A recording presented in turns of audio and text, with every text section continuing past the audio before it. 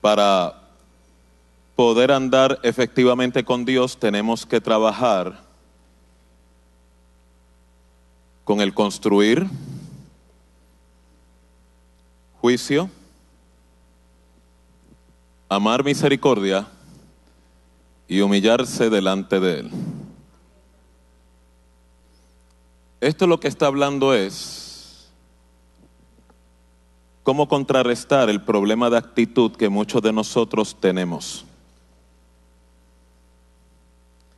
Dios construye e invierte de su espíritu, del fruto del espíritu, pero la obra de Dios no está completa si no hay una cooperación del individuo. Recuerde que Dios tiene una naturaleza y una mente muy diferente a la que tú y yo tenemos. Para poder caminar con Dios en nuestra travesía va a ser bien importante que usted esté alerta a estas tres virtudes: juicio, misericordia y humillarse ante su Dios. Porque te va a librar de lo inevitable. Todos vamos a cometer errores de juicio. Todos vamos a tener y cometer errores de no tener misericordia de otros, o aún más importante, misericordia de nosotros mismos. Porque si malo es no tener misericordia de alguien, peor problema de actitud es cuando la persona no tiene misericordia de sí mismo, y de eso vamos a hablar. Y la actitud correcta cuando usted y yo cometemos errores, el humillarse no es otra cosa, la virtud de asumir responsabilidad. Si se da cuenta, estas tres orientaciones lo que te van a permitir es una actitud de aprendizaje y te van a librar de repetir y cometer los mismos errores o fracasos de vida. Usted no escuchó lo que yo le acabo de decir. Si no hay un cambio de actitud en la persona, la posibilidad de que la persona vuelva a repetir los errores decisionales en las relaciones, en el manejo de conflictos, en el manejo de situaciones o en el manejo consigo mismo, inevitablemente volverá a repetir el mismo error. Lo único que cambia es el escenario, pero el problema de actitud se quedó igual. Entonces, ¿por qué le oriento acerca de esto? Porque Dios le pone la responsabilidad al individuo de que cultive y trabaje el problema de actitud. Sencillo. Dios es todopoderoso, pero la omnipotencia no tiene ningún poder con la persona que se ha obstinado a no revisar su actitud. Vuelve y le oriento. Dios es todopoderoso, pero si la persona no tiene una apertura a cambiar la actitud, esta persona vino a ser su peor enemigo. Entonces, lo que quiero que comprenda, ese problema de actitud lo hemos heredado de la crisis del pecado. No queda removida por el hecho de que tú aceptes a Jesús como tu único y exclusivo Salvador. Tienes que andar el resto de vida que Dios te regale en alerta, vigilancia y en contingencia. Si el problema de actitud sale, lo contrarrestes con estas tres virtudes. ¿Por qué le advierto acerca de esta realidad? Porque si usted no hace provisión para esta mayordomía contigo mismo, tu tendencia será siempre enfocar el problema fuera de ti. ¿Y qué va a pasar contigo cuando la realidad sea de que el problema es usted mismo?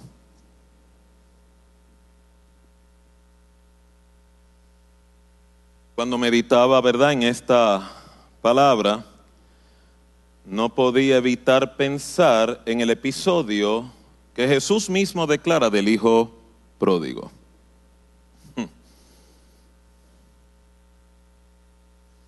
¿Qué significa juicio? Juicio es la facultad que la persona va construyendo, va desarrollando, que le permite entender, discernir y valorar. En conducta humana se llama función ejecutiva. Pero espiritualmente es vital que usted desarrolle estas virtudes, que en el plano espiritual es más reflexión, meditación e introspección. Dicho sea de paso, si usted llegara a tener una vida espiritual, donde usted continuamente recibe testimonio del Espíritu Santo para corrección y crecimiento, estas tres disciplinas siempre irán a la mano. Meditación, reflexión e introspección. No es otra cosa que es el ejercicio de discernir y rebuscar dentro de ti, no fuera de ti. Este ejercicio es bien retante porque si resultara que cuando usted lo ejecute se da cuenta que usted es el problema, usted y yo nos vamos a sentir amenazados, en alarma, y vamos a tratar de retar ese ejercicio que de por sí Dios lo ha establecido para salvarte de ti mismo. La mayoría de nosotros lo que vamos a hacer es retar ese ejercicio, adjudicar culpa a otro y en el peor de los casos, pues racionalizar nuestro problema de actitud. Entonces eso va a traer unas consecuencias inevitablemente. Y aquí es donde entro en defensa de la misericordia de Dios, porque mucha gente que no asume responsabilidad, parte de su problema de actitud es adjudicarle culpa a Dios. La máxima expresión de una actitud negligente. Dios no me contesta, Dios no me cambia, Dios no responde a mi oración. Y lo único que le quiero concientizar en esta mañana, yo creo que con lo que voy a decir ahora termino y nos vamos, porque no hay que elaborar mucho. Si en algún momento usted entra en este tipo de crisis y Dios guarda silencio, solamente recuerde, puede existir la posibilidad de que el problema eres tú. ¿Por qué digo esto? Mira un ejemplo. Cuando Saúl desobedeció a Dios, en vez de esperar el momento del sacrificio y que Samuel orara antes de ir a la guerra contra Filistea, dice que empezó a ver que sus hombres y soldados lo desertaban. Y como tuvo miedo de que sus hombres lo dejaran, la actitud que él mostró fue: déjame yo tomar el rol que no me corresponde, tomar esta postura, hacer el sacrificio y el holocausto, cuando todo lo que Dios le había pedido es: espera hasta que llegue el sacerdote. Puedes tener todo el miedo que te dé la gana, todo el mundo te puede dejar solo, pero eso no cambia la realidad de que el que espera en Dios nunca será avergonzado.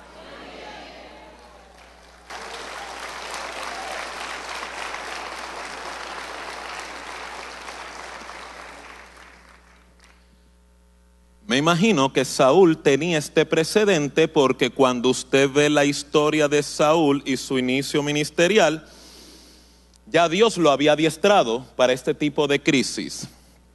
Cuando los amonitas vinieron en contra de Jabes de Galaad, él estaba fuera de la ciudad y cuando llegó a la ciudad dice que al escuchar la noticia de la afrenta de los amonitas a Jabes, dice que el Espíritu de Dios vino sobre él y ya usted conoce la victoria extraordinaria que Dios le concedió. Él todo lo que tenía que hacer era, ante la gravedad de la crisis y la presión que tenía, todo lo que tenía que hacer era repetir el mismo proceso, no permitir que la actitud y el miedo lo controlara. Ya usted sabe que cuando usted permite que los miedos le controlen, cuán errático será su comportamiento. Cometiendo él este error, trata de justificárselo ante Samuel y le dice, es que el pueblo me estaba desertando y vi que como tú tardabas. Y es cuando Samuel le advierte, Dios ya comenzó a buscar a alguien mejor que tú. Le dio un aviso, lo que usted llama un warning. Porque Dios es un Dios de oportunidades, pero vuelve el oriento. Si usted se aferra a su problema de actitud, el Dios Todopoderoso nada podrá hacer. Hubo un segundo conflicto extraordinario y fue Saúl versus los filisteos. Perdón, Saúl y Amalek. Y cuando Dios le da la orden, destruya todo Amalek, no sé qué pasa en la cabeza de Saúl, lo vamos a conocer más adelante, que él revierte las instrucciones, se queda con lo mejor del ganado de Amalek y le libra y le perdona la vida al mismo rey Amalek. Y ahí es cuando Dios le declara a Samuel, me pesa el haber puesto a Saúl como rey. Y si usted se da cuenta, los próximos 40 años de su reinado, todo lo que Saúl hace y vive es combatiendo a Dios con su actitud. Tiene episodios de lucidez. Yo sé, David, que Dios te ha puesto. Yo me voy a quitar y te voy a dar tu lugar. No voy a seguir tu vida, no te voy a matar. Pero luego pasaba algo que volvía otra vez al mismo problema de actitud. Y así pasa con mucha gente. Reconocen, tiene ese momento de lucidez. Pero en el momento histórico que Dios le pide, tienes que asumir responsabilidad. Y el asumir responsabilidad requiere humildad. Porque la humildad es lo que te cura. La humildad es lo que te sana. Él volvía nuevamente al problema de actitud. Y por ende, cuando tuvo su última guerra con los filisteos y buscaba palabra de Dios, Dios no le hablaba. Buscaba el oráculo, Dios no hablaba. Buscaba el efod, Dios no hablaba. Y como cuando hay un problema de actitud y la persona no está abierta al cambio, hay un cáncer operando en esa persona llamado obstinación. Obstinación significa me he aferrado a que la cosa, la situación, el problema sea a mi manera. Dios no le contestó, pero él terminó consultando a la divina de Endor. Bien paradójico. Porque al comienzo de su reinado, él mata y liquida a todos los brujos, todos los santeros, todos los babalaos, todos los adivinos. En obediencia a Dios. O sea, él era más fiel a la regla que a la relación. Pero en el momento de su crisis histórica, 40 años más tarde, a donde fue a refugiarse en su desesperación, fue a la divina. Y escuchó lo que jamás quería escuchar. Toda su casa iba a morir. Él también iba a morir. Y lo interesante de este relato es que el espíritu que representaba a Samuel, que muchos expertos teológicos indican y declaran que era un espíritu de demonio, le dijo, y hoy estarás conmigo también tú. Con ese problema de actitud, no sé si Saúl podía llegar al cielo, pero sí trabajó toda la vida para quemarse en el infierno. Y Saúl murió. Tuvo momentos de lucidez, pero no es el momento de lucidez. No es el momento, wow, como Dios me habló, qué bien, qué tremendo. Es que ocurra un cambio en tu actitud.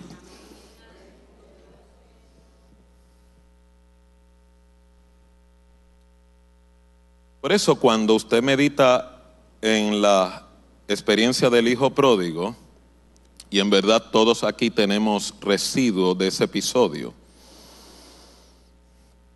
lo interesante es que todo el relato comienza de que el menor de la casa va donde su padre pidiéndole la parte de su herencia. No habla de lo que ocurre antes. Entonces, como no habla de lo que ocurre anteriormente, no es sorpresa poder especular de que esa casa había un conflicto. Porque ningún hijo, y menos el menor, se tira la maroma de pedir la herencia en vida, a menos que no haya un conflicto.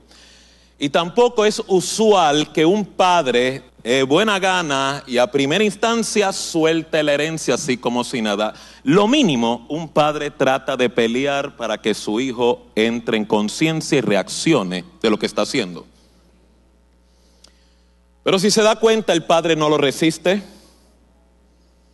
El padre no lo trata de persuadir. Me parece que es posible que ya el padre vio lo que el menor nunca vio.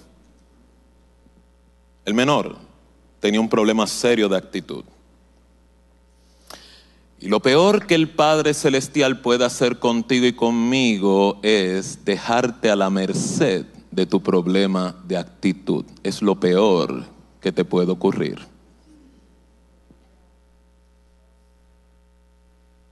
Vuelvo y lo oriento. Si usted no se da la oportunidad de asumir responsabilidad, lo peor que tu Padre Celestial puede hacer contigo es dejarte a la merced de tus decisiones y tus elecciones. Porque regularmente cuando hay un problema de actitud y Dios no te detiene, entonces el resultado va a ser la posibilidad de que usted aprenda a cantazo limpio.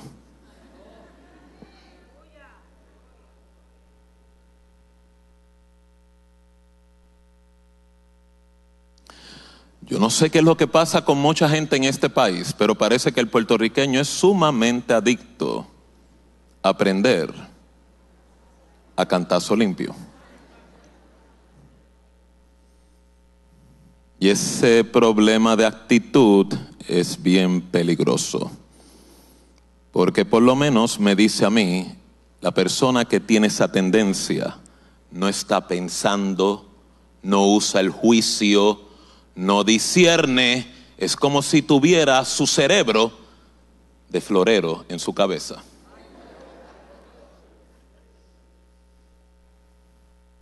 ¿Cuántos alaban a Dios? Aunque duele, pero ministra.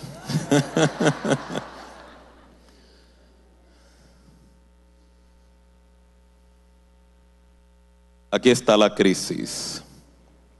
El padre no le dice al joven, estás cerrando, te estás desubicando, vas a cometer locura deshonrosa. No, el padre, aquí está tu parte, hijo. Ve y pon por obra todo lo que has dispuesto en tu corazón. Y usted comienza a ver cómo él dispone de su realidad. Lo primero, como hace todo el mundo que no asume responsabilidad, se fue lejos a una provincia apartada. El equivalente de usted estar aquí y se va para Orlando.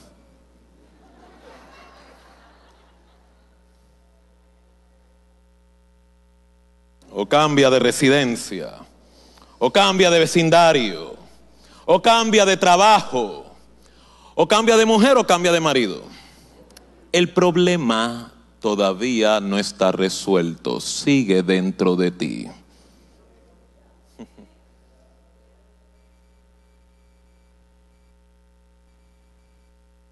Es como esta mujer que viene a verme con esta megacrisis.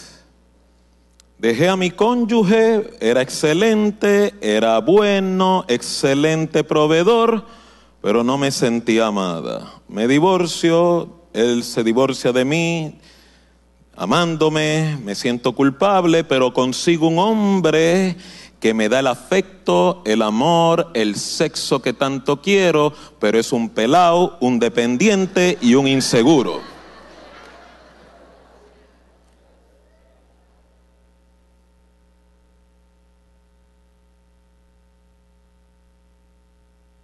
Usted no lo conoce, es alguien de afuera. No es de aquí. Eso no sucede aquí. Y después de 5 años de matrimonio viene con la crisis. Estoy en la crisis porque me doy cuenta que cometí un error. Que es más correcto yo volver con el que tenía, poder estar, ¿verdad?, con el padre de mis 2 hijos varones, pero me da pena cómo él lo va a pasar. Yo pienso que él lo va a poder manejar, pero pues yo necesito ser feliz. ¿Y qué usted me sugiere ante esta situación tan incómoda que tengo? Porque es bien interesante, la gente que no asume responsabilidad, le encanta que otros le dirijan para cuando, si no sucede lo que ellos quieren, no asumir tampoco responsabilidad, echarte la culpa a ti también. Pues de ese truco me cuido mucho. Ya ese perro me ha mordido. Yo por buena fe, por ser redentor, por tomar el rol del Espíritu Santo, trato de ayudar a la gente y la gente me traspasa el alma. Pues no, he decidido no ayudar a nadie si la persona no tiene actitud de ayudarse a sí mismo. No voy a asumir la responsabilidad ni que el necesitado está dispuesto a asumir. ¿Para qué la voy a asumir yo? Lo más que le podía sugerir a la señora es, bueno, usted puede hacer todo lo que me ha dicho. Y creo que un par de meses o un par de años se va a sentir como coco. Se va a sentir muy bien. Pero, ¿puedo usted esperarme un momentito en lo que ordeno mi agenda del 2014 para ya darle la cita de seguimiento?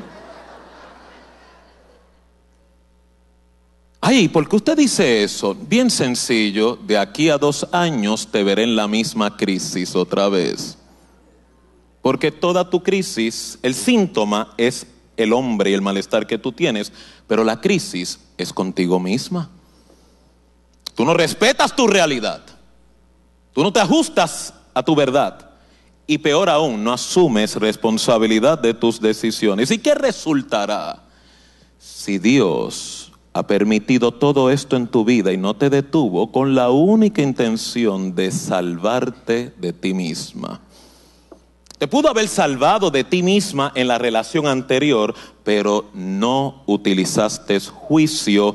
Ahora te tocó un horno peor, pero todavía tienes esperanza de hacer juicio si cambias tu actitud.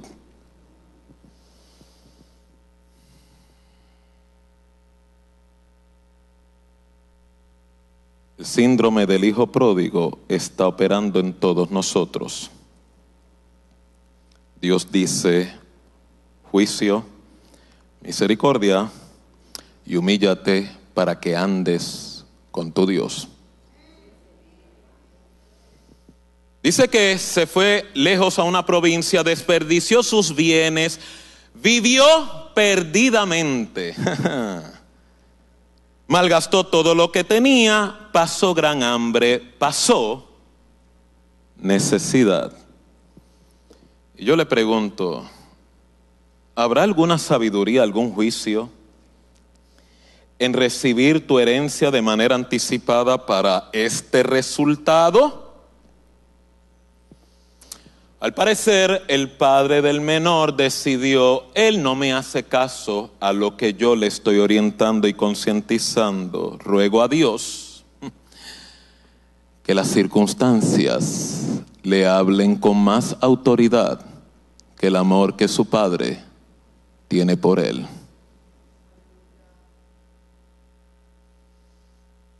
Así que en este primer ejercicio usted ve un hijo pródigo logrando finalmente lo que quería, pero cuando los resultados de su decisión comenzaron a evidenciarse, parece que no fue la mejor decisión. Usted sabe que usted y yo hemos conocido gente que está precisamente en el lodo comiendo comida de cerdo y aún se atreven a decir, no me arrepiento de lo que he decidido todavía.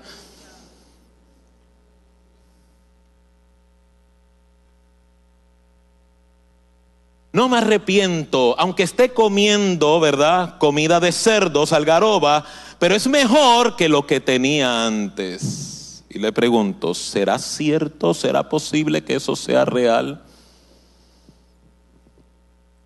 Es como el hombre o la mujer codependiente que dice, tiene un de estos amores maltratantes y tóxicos. Es que yo lo amo, yo lo adoro, aunque este hombre o esta mujer le está haciendo la vida de cuadritos. Y entonces uno se pregunta, ¿cómo es posible que tú puedas tener más amor hacia esa persona que amor hacia ti mismo? ¿Puede existir la posibilidad que no sea amor, sino otra cosa? Segundo, misericordia. Misericordia es la compasión a los sufrimientos o errores ajenos, pero más importante, cuando cometemos errores propios. La misericordia tiene que ser la antesala que te lleve al asumir responsabilidad. Es bien interesante porque la misericordia te permite ver el error de la persona que está al lado tuyo, que tú sabes que no lo puede ver.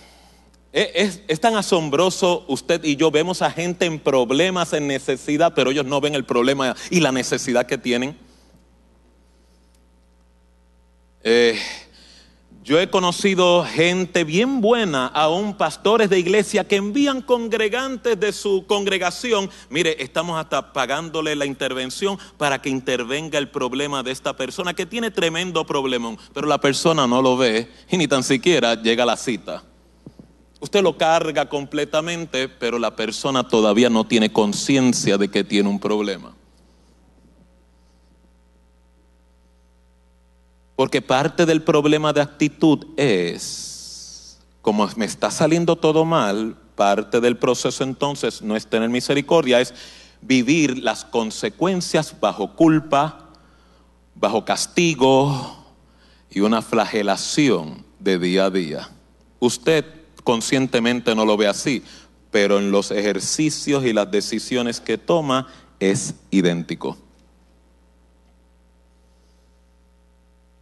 Es bien interesante porque en el hijo, cuando está en toda esta crisis, ocurre el milagro de cambio de actitud. Si recuerda, cuando él está en esa situación donde tiene hambre y pasa necesidad, la Biblia declara, y eso usted lo consigue en el libro de Lucas capítulo 15, dice que ocurre algo extraordinario, que a todos nosotros nos ocurre, y es que el joven volvió en sí. Si usted pregúntese, si él volvió en sí, ¿dónde rayos él estaba?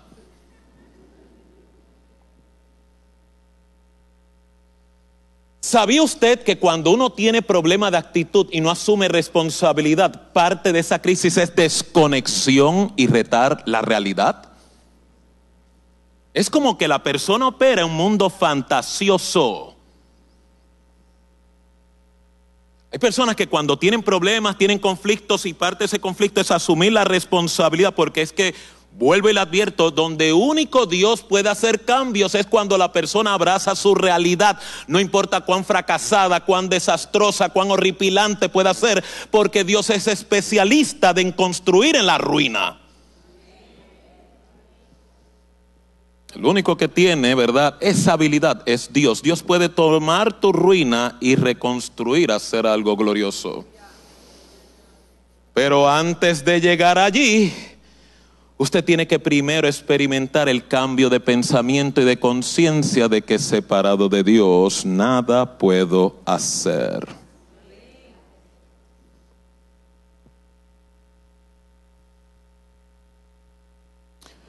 Por eso usted ve al joven que vuelve en sí, pero ver el problema no cambia la actitud. Y es como mucha gente, yo sé que estoy mal, yo tengo un problema, pero ¿cómo lo resuelvo? Y el joven nos da una cátedra de cómo se resuelve una situación donde tú y yo cometemos el error y nos llevamos a medio mundo enredado y lastimamos y herimos gente bien importante en nuestra vida, es el asumir responsabilidad. ¿Cómo él asume dicha responsabilidad? Mire qué interesante. Lo primero, se da cuenta que ha cometido un grave error. Él pasa aquí necesidad y los criados, que son en menor jerarquía que él, siendo el hijo, tienen mejor standing y calidad de vida. Por lo tanto, él determina, aquí los criados en casa de mi padre tienen mejores atenciones, mejor cuidado.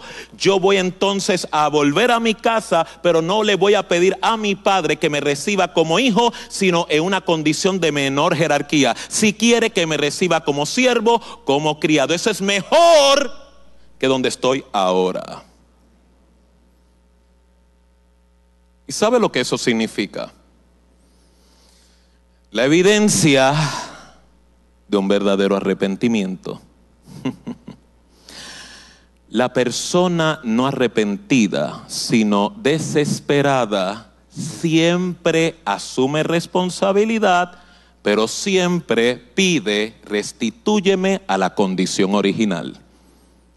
El arrepentido no pone condición.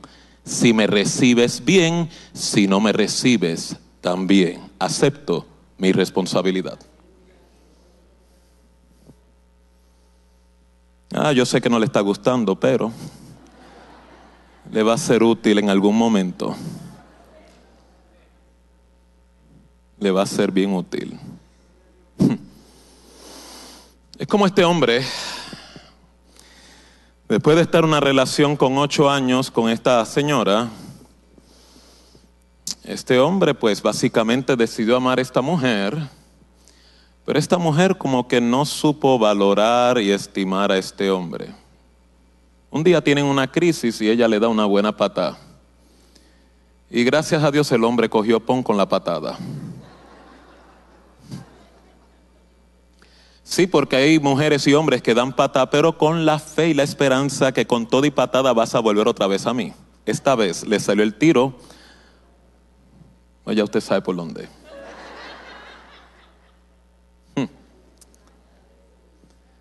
El hombre deprimido, hecho leña, hecho cantazo, rogaba y lloraba: yo sé que ella no va a volver porque ella es orgullosa.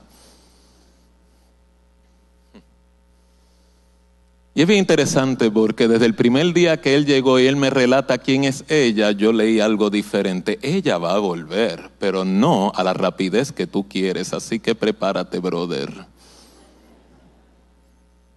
No, usted no está equivocado. Ella no. Y pasaron semanas, pasaron meses donde no había nada de comunicación. Y yo, bueno, como si fuera un acto de fe. Porque es que la enfermedad y el dolor siempre se comportan iguales, sea mujer, sea hombre. Eso sí es predecible. A los 5 meses volvió. El hombre sacó una cita de emergencia. No lo puedo creer. Lo que tú me dijiste. Y yo: prepárate, brother. Prepárate. Esta mujer es de armas tomadas. No sé, en otras palabras, le dije: este es más macho que tú. Prepárate. Óigame, y el hombre cayó en una crisis porque yo no sabía que estos iPhones puedan aguantar tanto texto. Aquello parecía un pentateuco por ahí para adentro.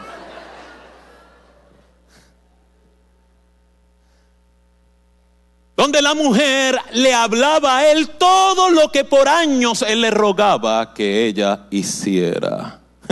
En cuestión de 5 meses parecía como si la mujer Dios la visitó. Bueno, él mismo creyó: ¿será esto un milagro? ¿La respuesta de Dios a mi oración? Y a mí no me gusta frustrarle la fe a nadie, así que lo manejo con mucha delicadeza. Te prometo ir contigo a la iglesia, te prometo respetarte, te prometo darte tu lugar, te prometo darte tu lugar frente a tu familia, te prometo, óigame, promesas extraordinarias. Yo le dije: en el peor de los casos, tú nunca aburres eso. No vaya a ser que le des un break y después la mujer se relaje y te cambia las reglas otra vez. Por lo menos tienes evidencia para el día del juicio.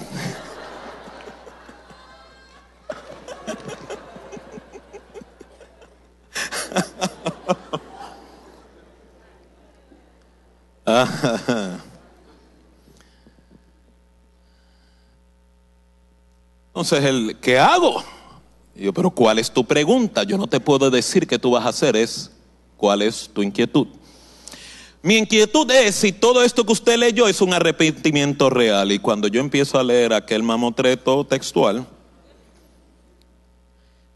esta mujer está igualita como hace 5 meses la dejaste. Es más, voy a ser más optimista, está peor que antes. Está desesperada. Lo único diferente es, ella está cantando y declarando todo lo que tú quieres escuchar. ¿Y por qué usted dice eso? Porque muy bien que ella puede declarar y prometerte todo lo que tú quieres. Ese no es el problema. El problema es cómo ella se va a sostener en eso que te ha prometido. El problema no es darle la oportunidad, es cómo rayos esa relación se va a sostener si ella no tiene herramientas para sostener lo que te está prometiendo. Y si resulta ser cierto, bueno, bien sencillo, dale la oportunidad, prepárate que a los 3 meses la careta le va a salir, no te entregues emocionalmente demasiado para que puedas salir por lo menos con el pellejo.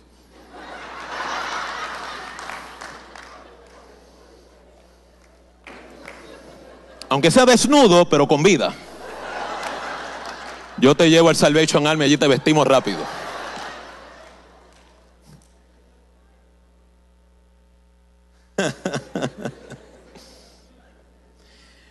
El tipo fue astuto y hizo una prueba de campo. Salió el sábado a comer con ella, hablaron y compartieron, se dieron varios besitos y el domingo él no se sentía bien igual y le dijo, no voy más. Y de momento salió el dragón.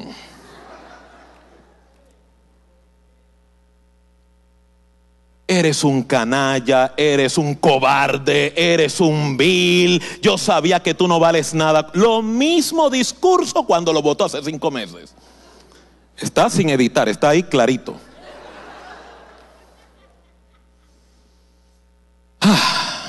Él dijo, Dios me vino a visitar. Y yo le dije, tú lo dices y no lo sabes.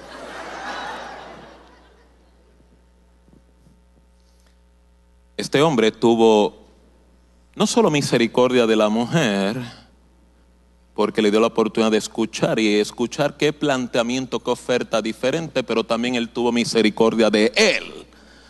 Cuando determinó, yo puedo darle la oportunidad, pero estoy dispuesto a volver a sufrir lo mismo de antes, porque cuando él vino, si yo volviera, yo no vuelvo para lo mismo. Pues si usted no quiere volver a lo mismo, todavía no hay un cambio de actitud que pueda predecir que no va a ser lo mismo. En el caso del hijo menor, la idea central de la parábola no es otra cosa que el hijo menor estaba perdido dentro de la casa de Dios. Y yo le pregunto, ¿estaremos usted y yo alejados de esa posibilidad? Que estemos aquí, pero nuestra relación es más con la religión, lo que representa la iglesia, el que esto me llena bien, pero no con una relación con el Todopoderoso.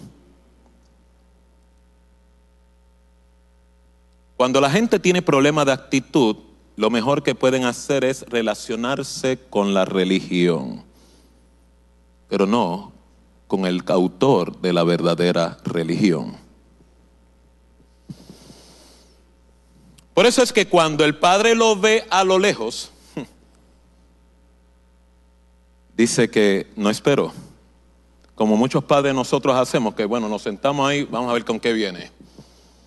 El padre salió al encuentro. O sea, la única forma de que este joven regrese es que Dios le devolvió la vista. Dice que salió a su encuentro, lo abrazó, El joven le dijo: Padre, he pecado contra el cielo y contra ti. La declaración de asumir responsabilidad se cumplió. Y segundo, el proceso de restitución. No soy merecedor de ser llamado tu hijo, hazme como uno de tus jornaleros. El único que tiene la potestad de revocar dichas condiciones es el Padre, que fue el que sufrió la herida y la afrenta. El que hiere, el que traiciona, no tiene potestad. Por eso cuando usted lastima a alguien o hiere, usted no puede venir con un kit de condiciones, borra y cierra capítulo y vamos a hacer una nueva historia. Primero tiene que restituir conforme a la herida del perjudicado. Eso te da más credibilidad.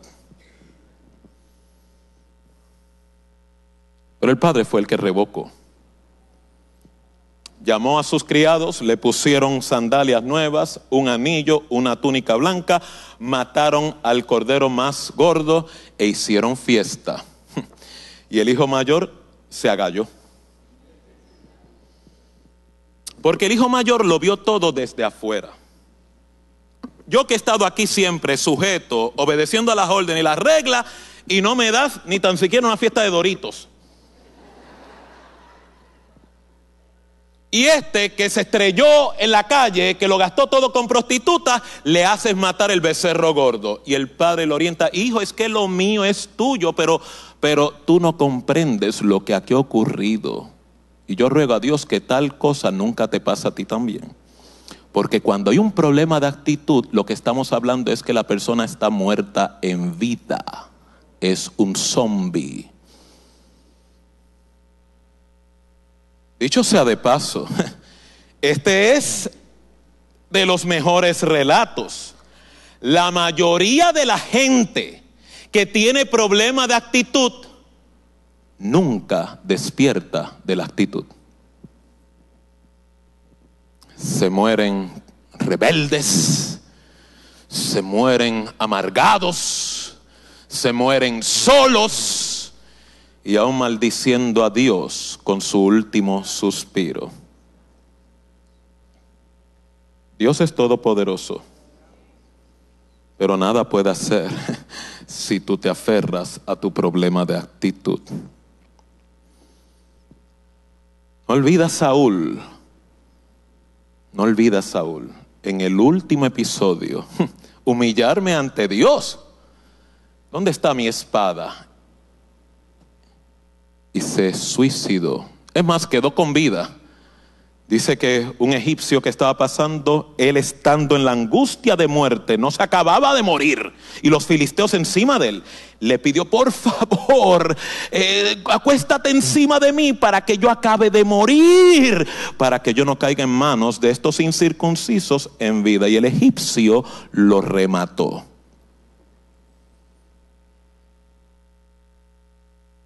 Hay otro hombre en la Biblia con el mismo problema de actitud: Judas Iscariote. Él tuvo su momento de lucidez. Todo lo que tenía que hacer era asumir responsabilidad. Tiene que darse cuenta que cuando usted asume responsabilidad, se abrió la puerta y la ventana a la restauración de Dios. Pero no, su miedo, su orgullo, el qué dirán, el vivir con ese desprestigio, que es lo que la gente no acaba de entender. Tú puedes haber masacrado, herido a multitud de gentes, y obviamente tu restauración jamás va a equiparar el daño que le has hecho a otros. Pero habla muy bien de ti cuando tú puedes asumir responsabilidad. No te quedas con la herida y con la deuda en su totalidad. Por eso una persona restaurada no tiene miedo de hablar de su pasado. Vuelvo y le oriento. Una persona restaurada nunca tiene miedo de hablar de su pasado. Porque parte del proceso de sanación significa: no voy a pretender vivir como si esto nunca ocurrió. Ocurrió. No me da gozo, me da gran vergüenza. Pero si yo no respeto mi verdad, ¿quién la va a respetar?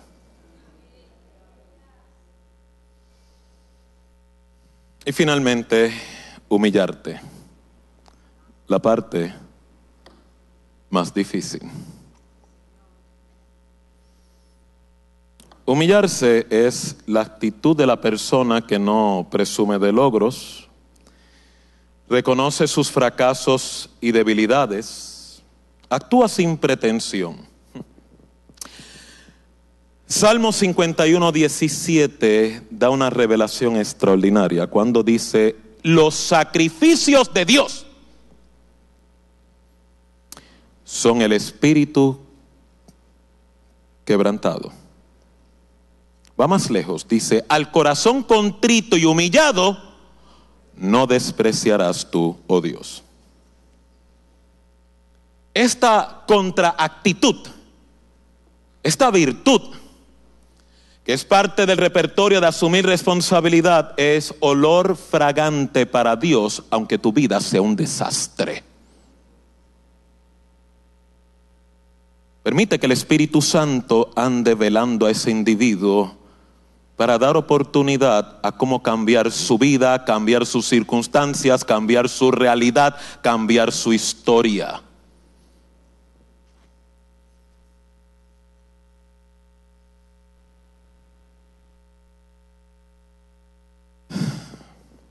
Como usted ve, el hijo pródigo reconoce su error, asume la responsabilidad. Pero mayor aún, el ejercicio de humillación, ¿sabe cuál era? Yo no sé dónde él estaba viviendo en aquella época, pero era una travesía bien larga. Volver de punto B a punto A la casa de mi padre, cada paso que daba era camino hacia la cruz de la rendición. Me imagino que en esa travesía se vio tentado a desviarse. Me imagino que en esa travesía se paralizó. Me imagino que en esa travesía pudieron haber muchas tentaciones. No llegues allí porque lo que te espera no es fácil. Lo importante no es la lucha del pensamiento ni la batalla emocional. Lo importante es llegar.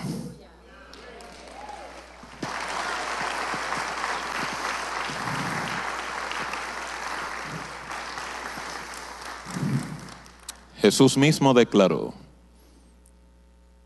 había un padre con 2 hijos que les pidió que le fueran a tender su mies. Un hijo le dijo: padre, voy. Y el otro hijo dijo: padre, no voy. El que dijo que iba, no fue. Y el que dijo no voy, fue el que llegó. Fue Dios mismo el que declaró quién hizo la voluntad de su Padre Celestial. El que llegó. A Dios no le estorba la batalla y la lucha emocional y el pensamiento. Es parte del proceso. Lo que a Dios le estorba es que no llegues. Tú puedes tener la lucha y la batalla, Dios te puede ayudar, porque dice la misma Biblia: el que anda por el camino de la santidad, por más torpe que sea, no se extraviará.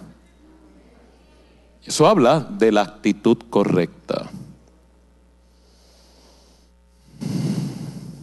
Por eso fue que Jesús declaró en Juan 9:39, y con esto cierro: yo vine a este mundo para juicio. Para los que no ven, vean. Y para los que ven, se vuelvan ciegos. ¿Cuál es la mayor ceguera que una persona con vista puede tener? Su problema de actitud.